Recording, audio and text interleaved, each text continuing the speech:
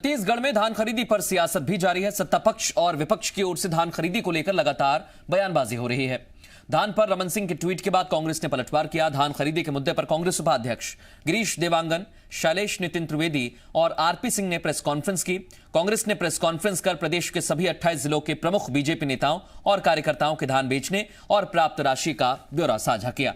कांग्रेस ने धान की बिक्री, किसानों को मिली अब तक की राशि, धान का उठाव संबंधित जानकारी भी प्रेस कॉन्फ्रेंस में दी।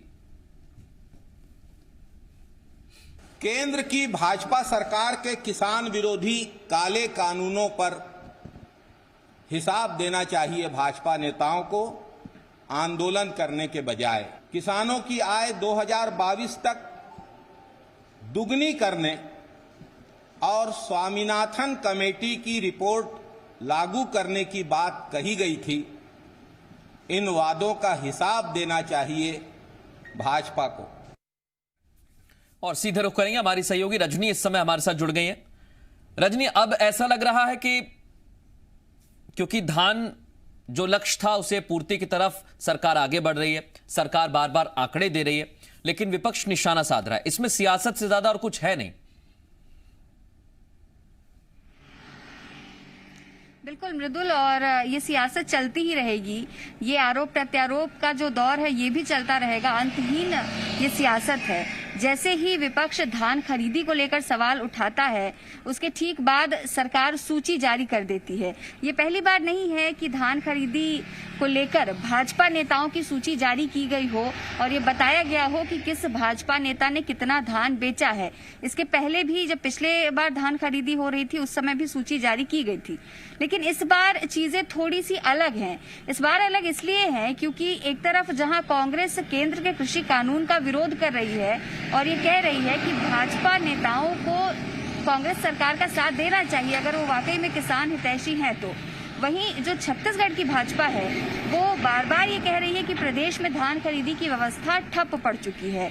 और इस बार जो लिस्ट जारी की गई है, इस लिस्ट के जरिए ये बताया जा रहा है या कहा जा सकता है कि तंज कसा जा रहा है भाजपा नेताओं पर कि अगर वो वाकई केंद्रीय कृषि कानून के समर्थन में है और उन्हें वाकई ऐसा लगता है कि प्राइवेट मंडियों में धान बेचकर किसान ज्यादा खुशहाल रहेंगे, तो फिर क्यों इन भाजपा नेताओं ने अपना धान सोसाइटी में बेचा है। कल मुख्यमंत्री ने भी यही तंज किया था कि अगर प्राइवेट मंडियों में धान बेचने का समर्थन है, केंद्रीय कृषि कानून का समर्थन है, तो भाजपा के नेताओं को प्राइवेट मंडियों में धान बेचकर ये बताना चाहिए था कि किस तरह से इससे किसानों को फायदा होगा। और आज जो लिस्ट प्रेस कॉन्फ्रेंस करके दी गई है उसका भी एक अलग मतलब है, उसके भी अपने मायने हैं। कल प्रदेश भर में भाजपा का एक बड़ा प्रदर्शन होने जा रहा है।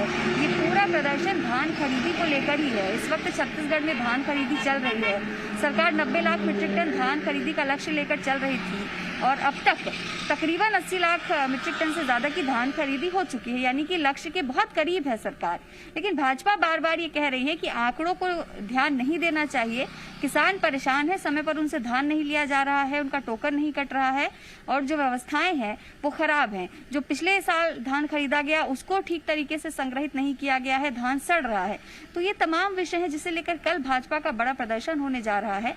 और उसके ठीक पहले ये लिस्ट जारी करके कहीं न कहीं जो है कांग्रेस से तंज कसने की भी यहाँ पे कोशिश कर रही है कि जब आप खुद धान बेच रहे हैं और आपको खुद धान बेचने की राशि मिल रही है तो किस हक से आप धान खरीदी को अव्यवस्थित बता रहे हैं या किसानों को हो रही परेशानी का जिक्र कर रहे हैं। एक चीज है रजनी, क्योंकि पूरे मसले को लेकर सियासत तो हो ही रही है, लेकिन इस बात से भी इनकार नहीं किया जा सकता है कि अव्यवस्थाएं बहुत रही। पिछले 1 से 1.5 महीने में अगर हम देखें तो बहुत सारी अव्यवस्था की तस्वीर अलग अलग जगह से सामने आई है, लेकिन उसको ठीक किया है सरकार ने, यह दावा भी सरकार करती है।